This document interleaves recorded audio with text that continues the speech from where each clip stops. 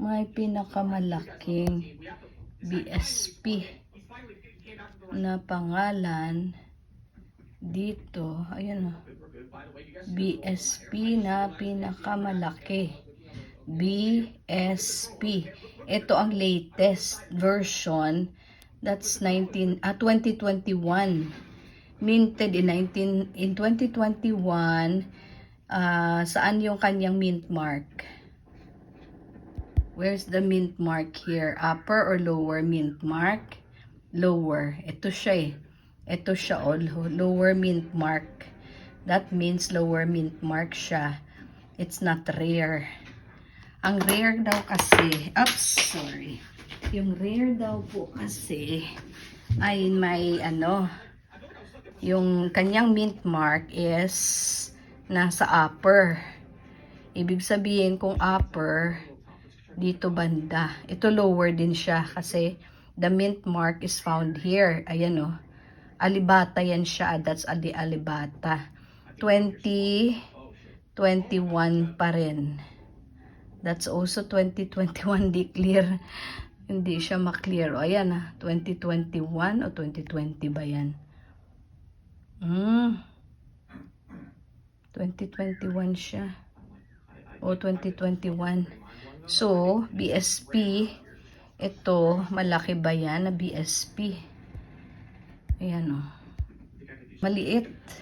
Compare it to the other one. Ito. Mas malaki yata ito eh. Ito baliktad. Baliktad siya. Ayan. Oo. Ito talagang pinakamalaki. Di lang siya maklear eh. Dapat clear. Okay. Yung mark dito, ang 2020 version, malaki din malaki din yung BSP. Tapos yung mint mark niya is lower. Yan o, lower pa din. Ito po. Lower pa din. Okay, may mga marka na to kasi this was placed inside during the year of the tiger. Ito po dati kasi minimix ko yung aking paniniwala.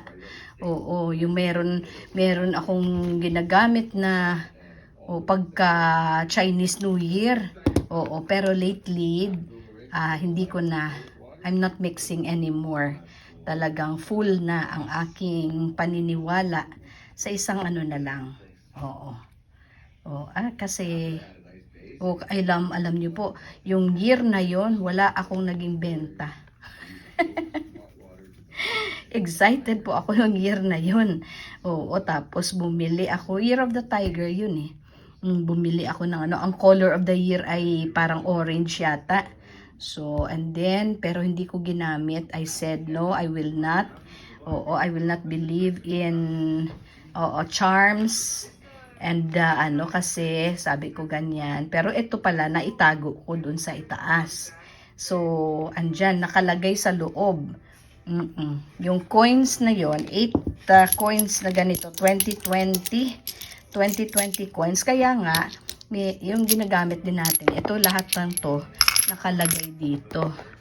Ayan, na-recover ko siya doon sa taguan. Na-recover ko po siya doon sa taguan. Ganyan. So, which means, yung ating mga coins, sometimes we are using them as, anong tawag dito? Mga parang ceremonial. Ceremonial coins. And sometimes, di ba, ginagamit natin sa kasal.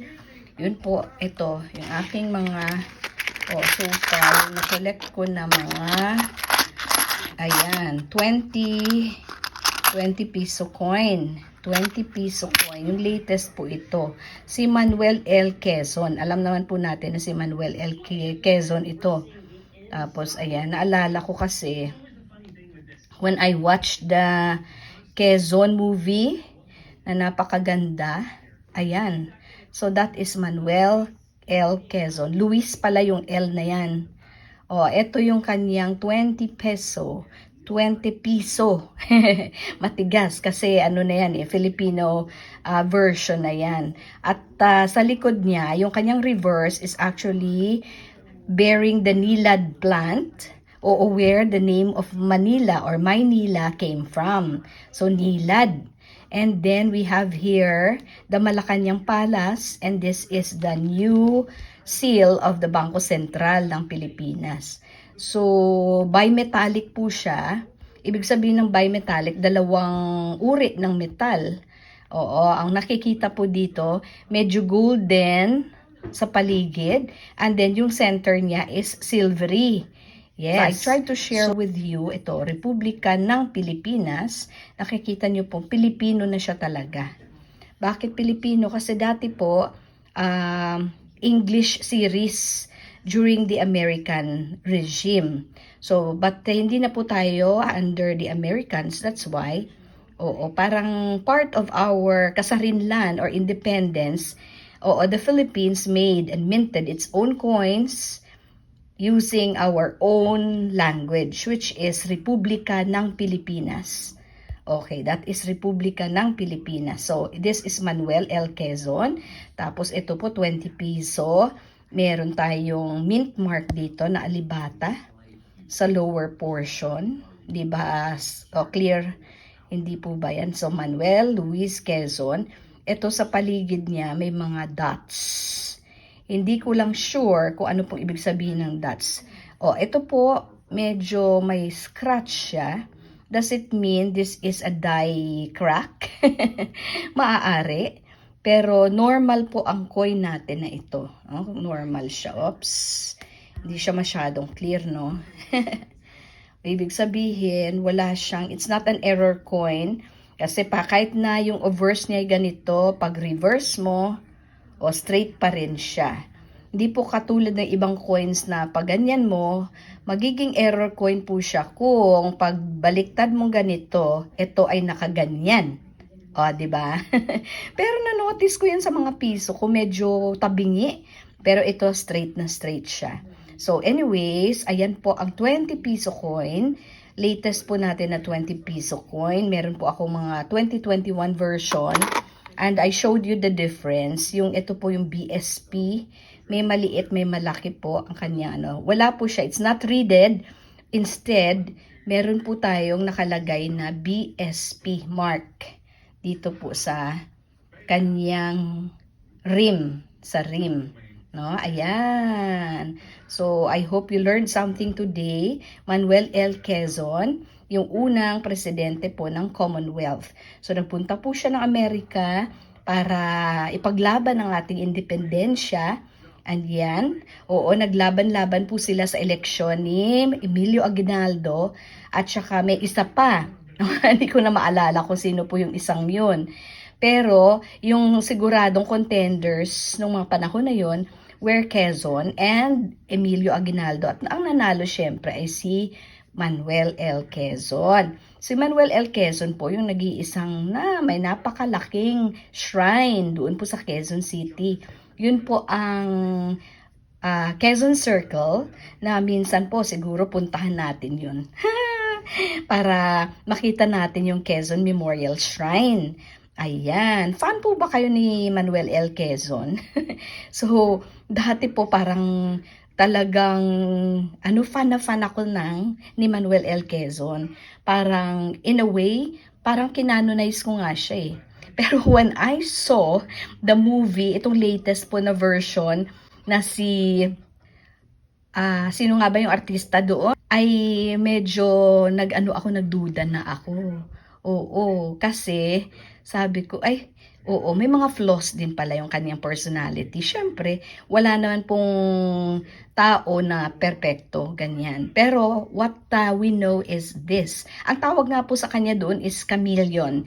Ibig sabihin, he can look like and he can play the political game so well that he can always get what he wants.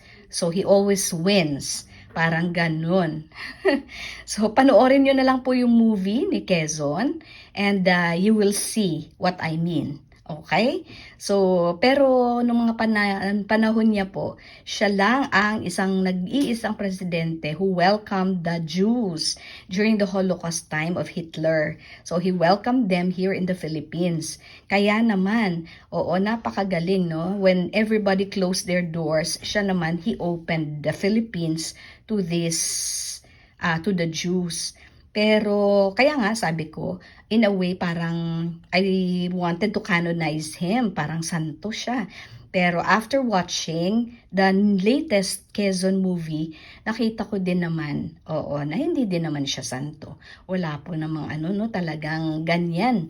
Oo, usually yung mga heroes natin are not really saints, but we pray for them. So this November, let us pray for the faithful departed. Let's include all our heroes and lahat na po, especially the souls, the poor souls in purgatory. Eternal rest grant unto them, O Lord, and let perpetual light shine upon them. May they rest in peace. Amen. So maraming salamat po sa panunood ninyo dito sa live ni Simply Jane.